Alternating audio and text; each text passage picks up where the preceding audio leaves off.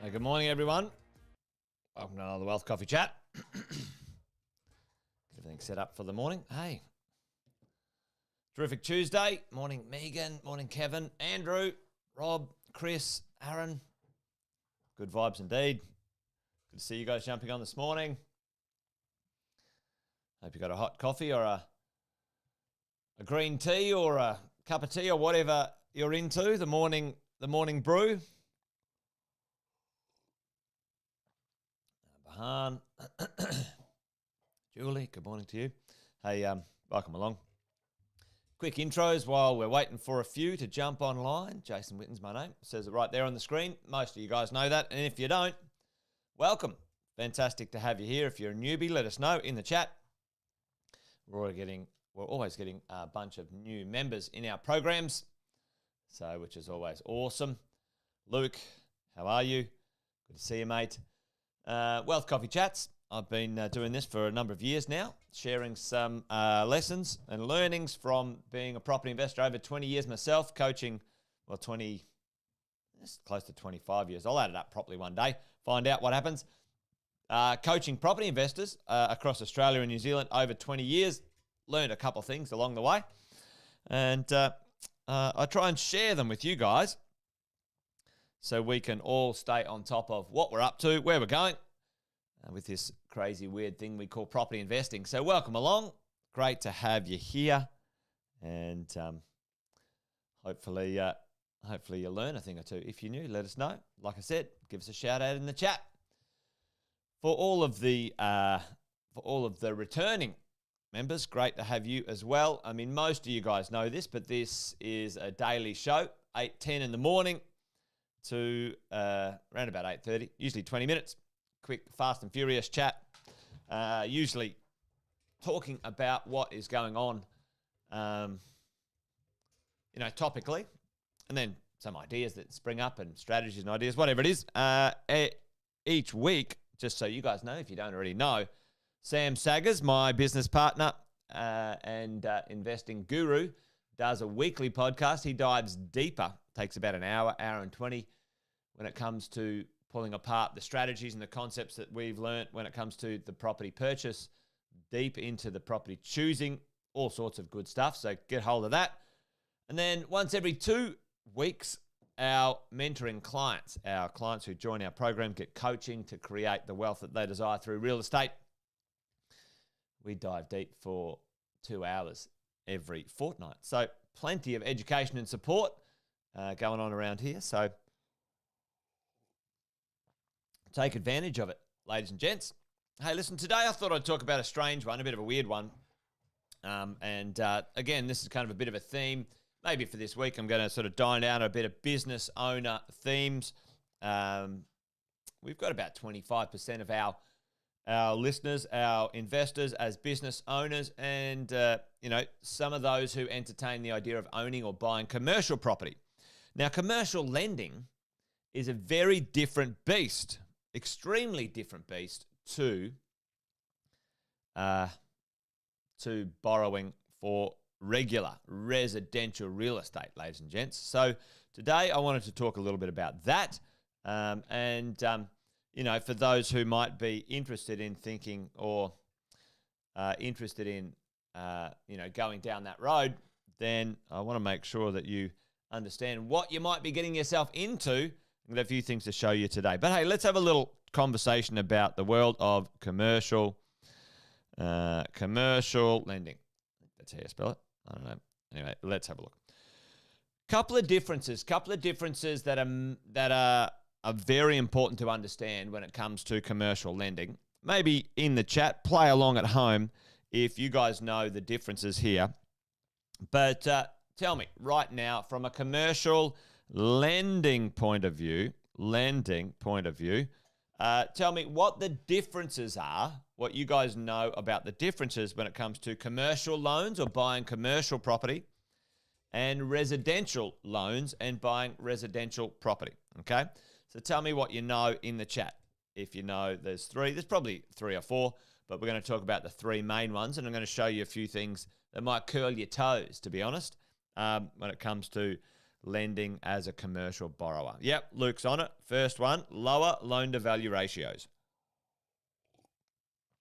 What does that mean? Well, in the world of, let's call it resi over here, and let's call it commercial here, actually, I'll move that over.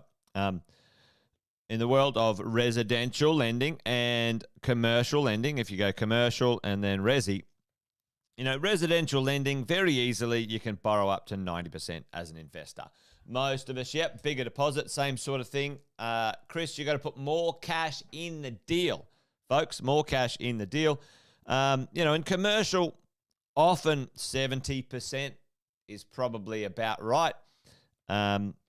Some owner-occupiers are at 80%, but, let's just call it 70%, folks, all right? So there's a big difference, right? If you're borrowing, if you want to buy $1 million piece of real estate, right? The deposit in there, just without stamp duty and stuff because it makes life easy. Over here, you'd have to put in $100K. Over here, you got to put in $300K. So 300% more or 200% more. I don't know. Maybe one of your math geniuses can work it out. Is it 200% more or 300% more? 300% higher deposit. I'll just take that away because then I won't have to worry about it. But 200K more, that's a lot of dough where you could end up buying, technically if you could qualify for the loan, folks, you could end up buying, maybe 3 residential pieces of real estate for 1 piece of commercial real estate. Okay, so for me, that is you get a lower loan-to-value ratio, which equals consuming more cash, more dollars, more equity. Okay, technically, the cash-on-cash return would be lower. Okay, as we go in, and again, another one, higher interest rates. Okay, higher interest rates. They are higher, usually 2 to 3% higher than residential real estate lending. Hey, good morning, Alison. Good to see you. Higher interest rates. Now, another one that many of you guys don't know or don't understand, and it's a technical one. These are not protected under.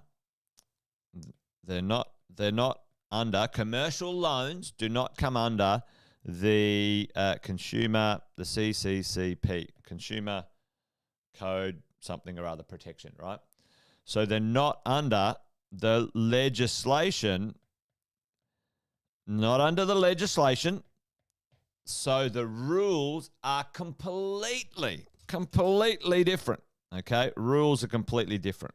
Okay, and that is the big issue for many unsuspecting borrowers. This becomes an absolute nightmare. Okay, because what's the most common business loan out there, folks? Does anyone know?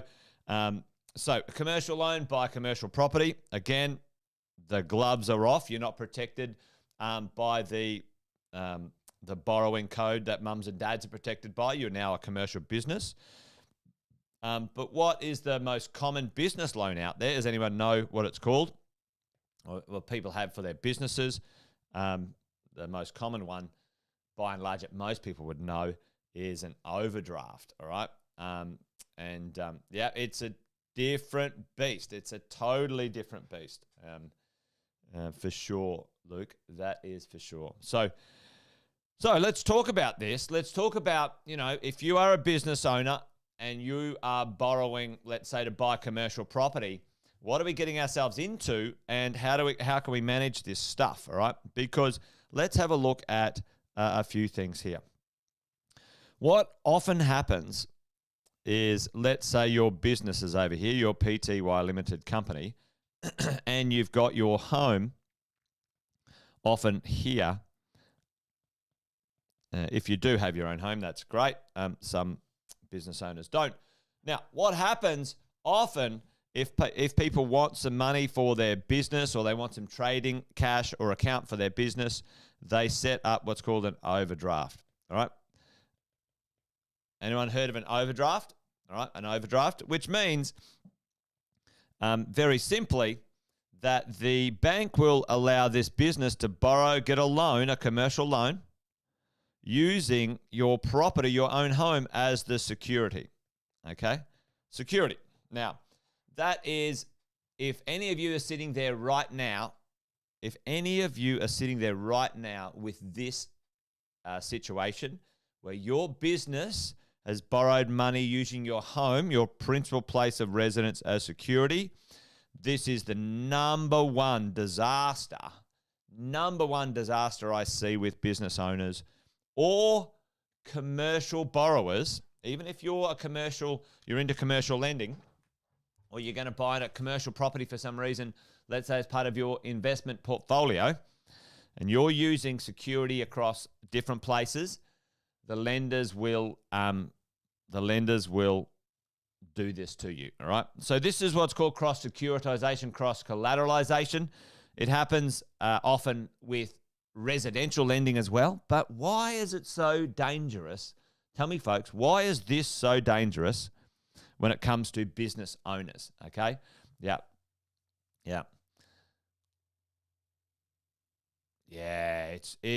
it's crazy. So, and the banks love this. The banks won't tell you anything different, right? And the banks, the moment that they can use your home as security for lending you money, margin calls, Chris, I saw that there. I missed it before. Absolutely. Now, what's a margin call, folks? Now, the rules are different. Let's just go back here just quickly because this is a good one. You lose your bloody house, right? There you go. And that's what happens, Luke, folks. Under these different rules for borrowing, the term is different. Now, the term might be 2 years or 5 years or 10 years. Borrowing under commercial loans is different. Now, what happens, Chris talked about a margin call before. What happens if your rent goes down in your regular residential piece of real estate? Well, that's just the way life is. What happens if your payments go down? What happens if, for the moment, your investment property you purchased, a couple of years ago went from 600 to 800, you're happy, and now it's worth 750 because that's what the market's saying, in 10 years' time it'll be worth $1 million. Don't worry about that rubbish. But the banks, in commercial terms, worry about it. The moment your properties go down in value, they do what's called a margin call. They make you put in more money. So they keep your loan-to-value ratio at a certain amount, and they make you put in more cash, all right? And they can do that at any time. I'll show you an agreement in a minute, which will curl your toes. So if you're sitting there right now, when your business goes down, if your business has a problem, your home is gone, folks. It's a disaster, all right? Do not ever do this. And it is simple as this, and I'll show you in a minute. It's actually often done in a number of ways. A few things here. You guys need to know this, right? Never, ever have your principal place and residence with your lender over here. So this is how it should be. I'm just going to, pluck some numbers out of here. So lender number 1 should be over there. Your business should be with lender number 2, if you can do it that way. You should have your trading account. The money, what you trade in and out of, with a different bank. And then you have your personal money that you trade in and out with a bank account in a different bank. So you'd add 4 different lenders in this situation. Diversify and keep it safe. Anyway, never, ever, ever do the overdraft, because they'll come and, mow you down, basically, if you get yourself in trouble or challenges. If you're sitting there, you've got an overdraft secured in this way, well, you've got to get along to our Friday deep dive on the exit plan. We're going to dive deep into understanding how to borrow correctly for you as a business owner as well. Okay, so any business owners sitting there, make sure you come along to our, myself and Andy are doing this, but this is the number 1 disaster I see business owners get themselves into. Now, let's have a look at this. This is a client of mine that I helped. I just reviewed something that he was offered the other day, a business client of mine. So he goes, I'm going to borrow 20 grand because I want to set up my business. All right. And the term of the facility, folks, is 5 years. See that? All right. So check this out. All right. Here we go. Yeah, that's all right. You got a business loan, no problems. Okay. What I would do is I'd just get a credit card if you had to be desperate about this. But anyway, check this out. To give them $20,000, they registered, and I blanked it out, obviously. They registered a mortgage over their property.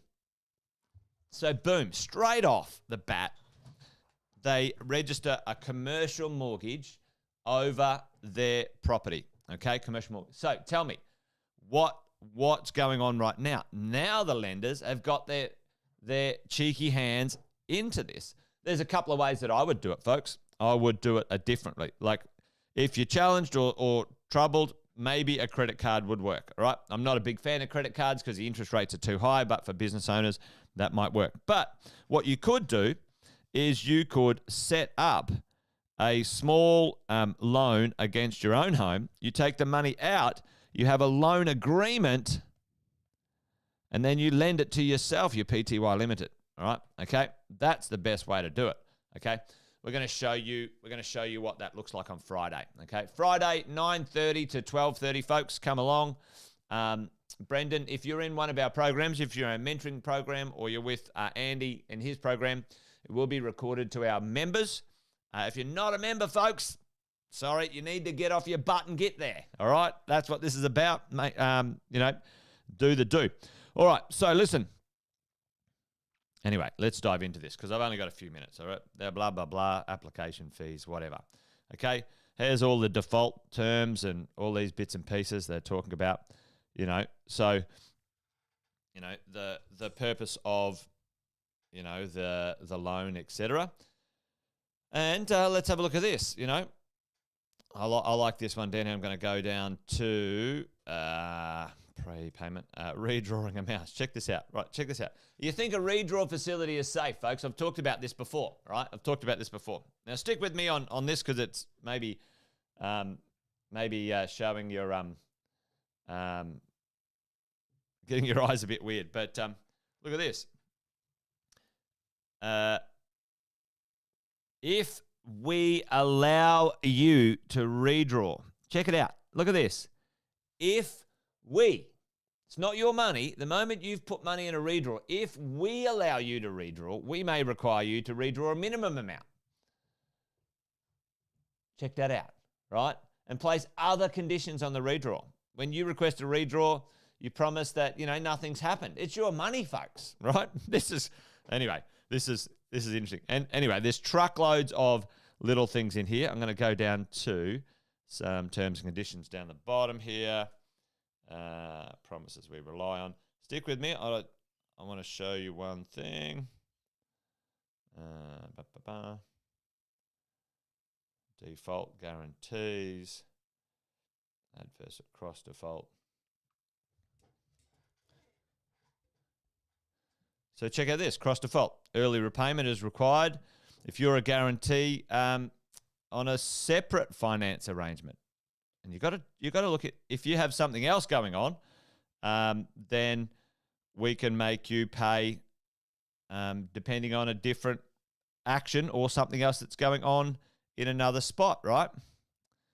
Where's the other one here? Here we go. Look at this. Here it is. Read this out. We may at any time, folks, combine, amalgamate any two or more accounts held by you, or an account conducted by us in your name, right? So have a look at that.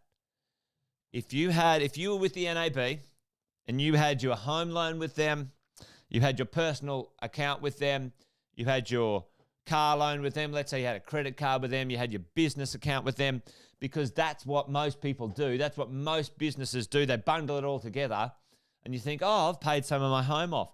Oh, I've got 50 grand in my personal account. It's safe from my business, right? And you know what? You get into trouble. You have challenges with your business. We may at any time, all right? At any time, Combine and amalgamate any 2 or more accounts held by you. Set off or transfer any credit balance on such towards satisfaction of any amounts due and owing by you to us, whether alone or with any other person. Or with any other person. Right, so what does that mean? Tell me what that means in the chat, team. With any other person. You're in business with someone, and it's terrifying, this stuff, I tell you. I've only learned it because of bloody mistakes. You're in business with someone else. And this happened to me and a number of people I know. You're in business with someone else. They go through a nasty divorce and they decide that they're not going to pay the mortgages of their houses because they want to get back at their partner. Who ends up on the hook for that? You, me, because we're in business with them and we have a dual account, a dual commercial loan, including them, so it flows out from their personal world into your personal world. I'm laughing weirdly because it's just insane, folks. This is crazy, all right? So this is the number one disaster I see when coaching business owners and borrowing and lending, okay? It can get complicated. That's why myself and Andy are diving into this on Friday, 9:30 to 12:30, folks. Heidi, yeah, it is a complete madness, Alison. It's just, commercial is, the gloves are off, folks.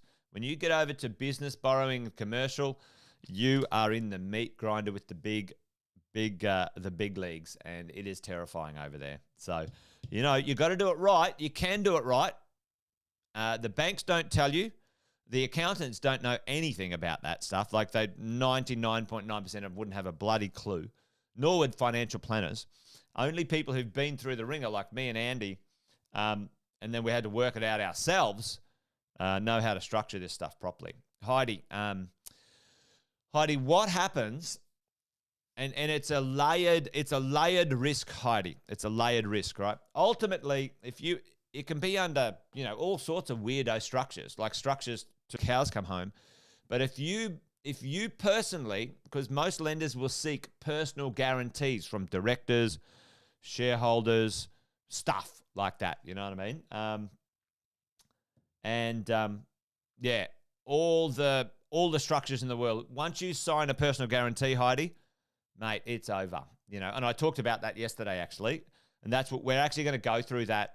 Myself and Andy talking about personal guarantees, how they can flow into your personal world terribly, and commercial lending. So, thanks, Laura.